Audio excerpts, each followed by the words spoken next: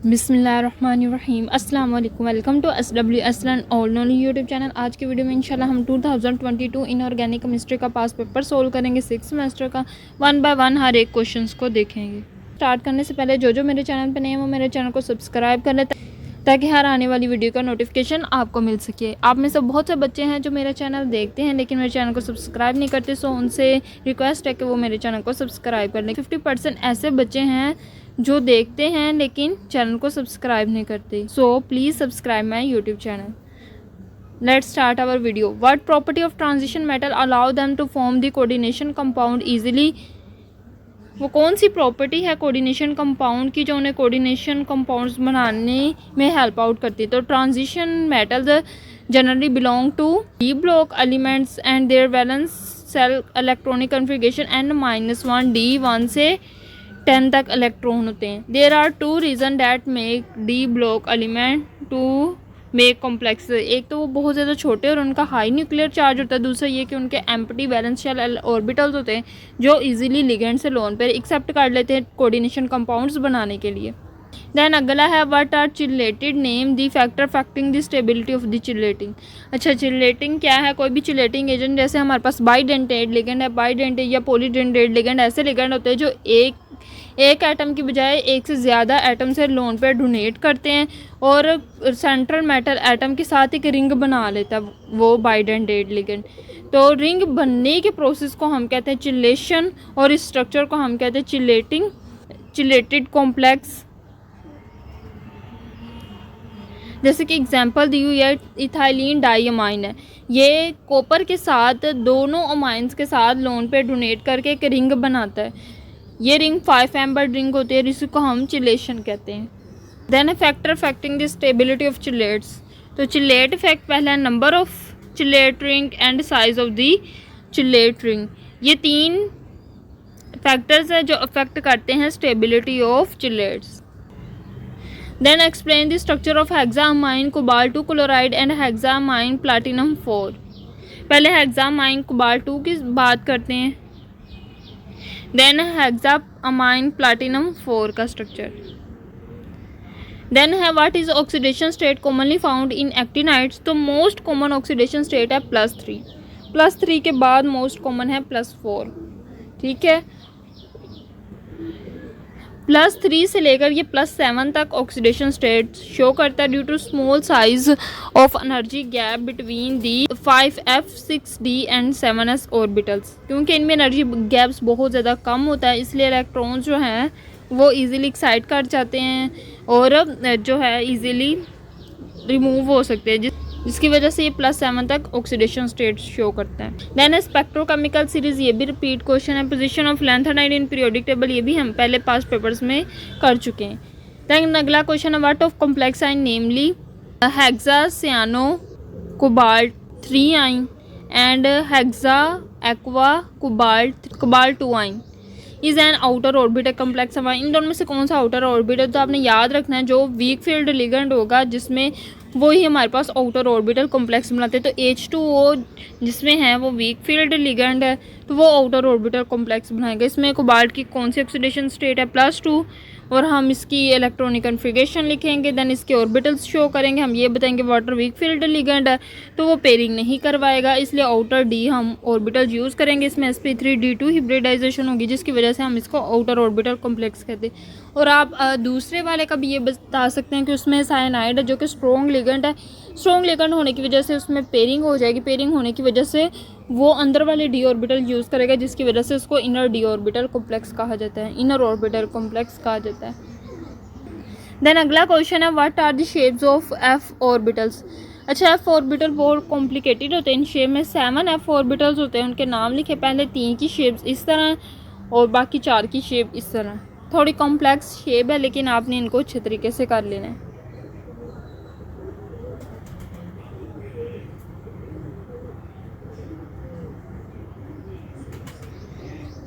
Then है explain magnetic behaviour of O2 molecule by comparing it VBT and MOT picture. According to VBT के हिसाब से उसकी पहले इलेक्ट्रॉनिक कन्फिगरेशन बतानी, बाद में ये बताना कि कौन सी हिब्रिडाइजेशन शो करता है। तो ये sp2 हिब्रिडाइजेशन शो करे। देन ऑर्बिटल डायग्राम बनाए और फिर आप बताएं कि वीबीटी प्रेडिक्ट है O2 टू बी डायमैग्नेटिक, क्योंकि इसमें कोई भी अनपेयर इलेक्ट्रॉन नहीं रह जाता, सारे पेयर्ड हो जाते हैं। जबकि MOT कहती है कि O2 molecule is paramagnetic in nature, क्योंकि इसमें अनपेयर्ड इलेक्ट्रॉन होते हैं। इसके anti bonding pi star 2p में देखें तो 2 अनपेयर्ड इलेक्ट्रॉन होते हैं। एप्लीकेशन इन बायोलॉजिकल सिस्टम, तो ये भी रिपीट क्वेश्चन है। देन है what is significance of magnetism in determining the shapes of complex, तो magnetism play a crucial role in determining the shape of complex. Magnetic movement जो होता है वो डायरेक्टली रिलेट करता है number of unpaired of electron. जो number of unpaired electron वो हम किससे डिटरमाइन कर सकते हैं, इसकी लो स्पिन या हाई स्पिन होने की वजह से। पहले magnetic properties of the complex can be used to distinguish between the tetrahedral and octahedral arrangement हो गया। देन हाई स्पिन और लो स्पिन या ऑक्टाहेड्रल कॉम्प्लेक्स में शो होती है। लो स्पिन या हाई स्पिन आएगी तो हमें पता चल जाएगा कि ऑक्टाहेड्रल ज्योमेट्री है। देन है व्हाट इज स्टेबिलिटी कांस्टेंट, ये भी रिपीट है, ये 2024 में हमने किया हुआ। Then what is shape of AB8 molecule according to VSEPR, तो AB8 मॉलिक्यूल की मैंने 2 शेप्स होती हैं इसकी, स्क्वायर एंटीप्रिस्मेटिक और डोडेकाहेड्रॉन, तो दोनों की एग्जांपल भी दी हुई है और दोनों के साथ शेप भी बताई हुई है। देन अगला क्वेश्चन है CFT सुपीरियर टू VBT, तो हाँ CFT VBT से सुपीरियर है, क्योंकि CFT हमें स्टेबिलिटी ऑफ कॉम्प्लेक्स भी बताती है, CFSC भी बताती है और हमें कलर और स्पेक्ट्रा भी बताती है और मैग्नेटिक प्रॉपर्टीज़ भी बताती है। देन है लॉन्ग क्वेश्चन, पहला लॉन्ग क्वेश्चन है what is lanthanide and what are the causes of lanthanide contraction. पहले हम लैंथेनाइड कॉन्ट्रैक्शन की डेफिनेशन पढ़ेंगे। लैंथेनाइड कॉन्ट्रैक्शन का study decrease in the size of lanthanide ions with increase in atomic number, जैसे जैसे atomic number increase करता है lanthanide जो है उनके सीरीज़ में जाते जाए तो उनका साइज़ डिक्रीज़ होना शुरू हो जाता है। यही हमारे पास लैंथेनाइड कॉन्ट्रैक्शन है। अब इसके काजेज़ क्या कि जैसे ही हम सीरीज़ में आगे बढ़ते हैं तो न्यूक्लियर चार्ज भी इंक्रीज़ करता है और एक इलेक्ट्रॉन भी इंक्रीज़ करता है। अब एक इलेक्ट्रॉन एक ही और वैलेंस शेल में ऐड होता जाता है और इनपरफेक्ट शील्डिंग होती है, जिसकी वजह से जो न्यूक्लियर चार्ज है वो ज़्यादा हो जाता है। न्यूक्लियर चार्ज ज़्यादा होने की वजह से अट्रैक्शन ज़्यादा होती है और न्यूक्लियर चार्ज ज़्यादा होने की वजह से अट्रैक्शन ज़्यादा होती है, जिसकी वजह से जो साइज़ है वो डिक्रीज़ होना शुरू हो जाता है। एग्जांपल ले लें, जब हम Na3 पॉजिटिव से Lu3 पॉजिटिव तक जाते हैं तो अयानिक रेडियस होता है 106 पिकोमीटर से 85 पिकोमीटर रह जाता है। देन हमने डिफरेंट टाइप्स एक्सप्लेन करनी VBT के हवाले से। अगला लॉन्ग क्वेश्चन है, पहली है AB4 टाइप। AB4 टाइप में हमारे पास sp3 हिब्रिडाइजेशन ज्योमेट्री टेट्राहेड्रल होगी, एंगल 109.5 होगा। इसकी डिफरेंट एग्जांपल है, मैंने CH4 को एक्सप्लेन किया है, आपने वो देख लेना है। देन है AB3E। AB3E में एक A तो central metal atom, B bounded atoms है और E हमारे पास लोन पेयर। ऐसे हमने लेना है टाइप जिसमें एक लोन पेयर भी हो, तो इसमें ज्योमेट्री टेट्राहेड्रल होता है, इसमें भी sp3 हिब्रिडाइजेशन होती है और एंगल 107.5 होता है। इसकी भी डिफरेंट एग्जांपल हैं, तो मैंने अमोनिया NH3 एग्जांपल के तौर पर लिया, उसको डिटेल से एक्सप्लेन किया। देन है AB2E2 टाइप। AB2 में 2 लोन पेयर होते हैं, इसकी भी हिब्रिडाइजेशन sp3 होती है, टेट्राहेड्रल ज्योमेट्री होती है और एंगल 104.5 होता है। इसकी भी डिफरेंट एग्जांपल है, मैंने H2O को एक्सप्लेन किया हुआ है। देन 3 सेंटर 4 इलेक्ट्रॉन बॉन्ड हो गया, तो 3 centre 4 electron bond is a model used to explain bonding in certain hypervalent molecule such as the tetratomic and hexatomic interhalogen compound sulphur tetrafluoride, the xenom fluorides and bifluorides ions. It is known as the Pymental Rundle 3 center model हो गया। इसमें इसकी definition है कि a bond formed when a field p orbital containing lone pair overlap linearly with 2 half field orbitals में क्या होता है कि ऐसा बॉन्ड जिसमें कंप्लीटली फील्ड जो सेंट्रल मेटल एटम होता है उसका completely field p orbital overlap करता है 2 हाफ फील्ड ऑर्बिटल से। अकॉर्डिंग टू वेस्पर व्यू देखें तो इसकी एग्जांपल ले लेते हैं AB4E टाइप। इसमें हमारे पास SCF4 आ जाता है, तो इसमें देखिए 2 तो फ्लोरीन जो हैं वो Sc के साथ Px और Py पे बॉन्ड बना लेते हैं, लेकिन जो 2 फ्लोरीन है वो Px पे दोनों फ्लोरीन एक उस Px पे पेयर ऑफ इलेक्ट्रॉन है, एक पे एक इलेक्ट्रॉन फ्लोरीन के साथ बॉन्ड बनाएगा, दूसरा इलेक्ट्रॉन दूसरे फ्लोरीन के साथ बनाएगा। अब ये देखो एक एक तो फ्लोरीन का इलेक्ट्रॉन और 2 हमारे पास px में इलेक्ट्रॉन, टोटल 4 इलेक्ट्रॉन हो गए और एटम्स कितने, एक Sc 2 F, तो 3 एटम्स हो गए, तो हम कहेंगे 3 सेंटर 4 इलेक्ट्रॉन बॉन्ड है ये। देन अगली टाइप है Ab3E2 टाइप, जिसमें हमारे पास ClF4 है। इसमें भी हमारे पास एग्जांपल देखें तो 4 फ्लोरीन है, क्लोरीन के साथ बॉन्ड बनाए हुए। 2 फ्लोरीन तो 2 सेंटर 2 इलेक्ट्रॉन बॉन्ड बना रहे, लेकिन जो 2 फ्लोरीन है वो लोन पेयर के साथ बॉन्ड बना रहे। देखो लोन पेयर का एक इलेक्ट्रॉन एक फ्लोरीन के साथ, दूसरा इलेक्ट्रॉन दूसरी फ्लोरीन के साथ, तो 3 एटम है तो 3 सेंटर हो गया, और 4 इलेक्ट्रॉन है, एक एक फ्लोरीन का और 2 लोन पेयर। जो 2 इलेक्ट्रॉन है वो लोन पेयर वाले होंगे, तो टोटल 4 इलेक्ट्रॉन हो जाएंगे, 3 सेंटर 4 इलेक्ट्रॉन बॉन्ड बन जाएगा। MOT के व्यू से देखें तो इसमें हमारे पास एग्जाम्पल आ जाती ZdF4 की। इसमें देखें एटॉमिक ऑर्बिटल्स ऑफ ZD, अगर तो x डायरेक्शन में हो रही है तो हमारे पास दोनों के px आएंगे, अगर y डायरेक्शन में होगा तो दोनों के py आएंगे, अगर z डायरेक्शन में होगा तो दोनों के pz ऑर्बिटल्स आएंगे, एटॉमिक ऑर्बिटल आएंगे जो मिलके मॉलिक्यूलर ऑर्बिटल्स बनाएंगे। इसमें भी हमारे पास देखो 3 सेंटर है, 2 फ्लोरीन और 1 जिनोन, तीनों मिलके 4 सेंटर इलेक्ट्रॉन सिस्टम बना रहे हैं, 3 सेंटर 4 इलेक्ट्रॉन सिस्टम बना रहे हैं।